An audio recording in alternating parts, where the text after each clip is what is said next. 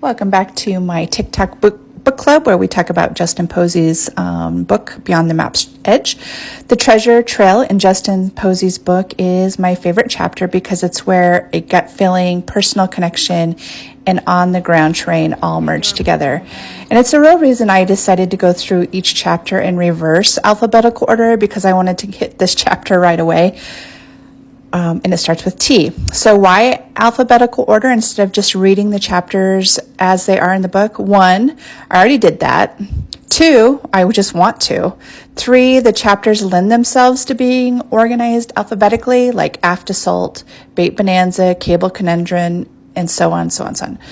And 3, Justin talked about organizing his fridge. He says he organizes it by alphabet first, expiration second, and preference third. So there you have it.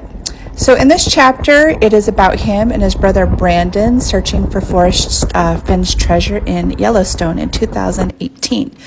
Ultimately, Brandon is the one who suggests they hunt for the treasure at 9 Mile Hole again. And this is a place, it's just loaded with emotion, shared memory, and connection between these two guys, these two brothers. It's amazing. So much emotion. And it is also where Forrest Fenn's treasure was ultimately found. Not by them, but another searcher later on. So this really stands out to me. The standout phrase in this chapter is when he said, sometimes there's no point in fighting what owns you, when he's talking about 9 Mile Hole. To me, this means he was picking up on his intuition about this place, which a lot of people ignore. A lot of people ignore their intuition. So stop overthinking and go to the place that calls to you. I and many other treasure hunters truly believe this is where Posey's poem starts, is where Forrest Fenn's treasure was located. So yeah, where the camera lingers, the hunt begins. This chapter gives a really good insight into how Justin searched for the treasure when he was hunting. He assigned numbers to his gut feelings. He noticed clues didn't shout, like just a buried pine cone. It didn't shout out, but it did catch his attention. And he also talks about emerging patterns and breadcrumbs. I don't think he left any breadcrumbs in Yellowstone because, you can't really leave things there. But, like around 9 Mile Hole, he may have, I don't know. He said something like, I don't care. I thought this was funny. He said, I don't care if there's something on the map called Unicorn Lake. If you go to Unicorn Lake and the locals call it the Bog of Despair, then it's the Bog of Despair. And this is why boots on the ground is so important, so you can catch that local lore, among other things. He also talks about how he couldn't see Forrest hiding a treasure near loud traffic, for instance. So it's a really good chapter to read if you want to experience him as hunting a treasure, like go in his shoes hunting a treasure. So the numbered list, in the chapter, there's a numbered list of crossed out sites that he searched. And I thought that might be a huge potential cipher.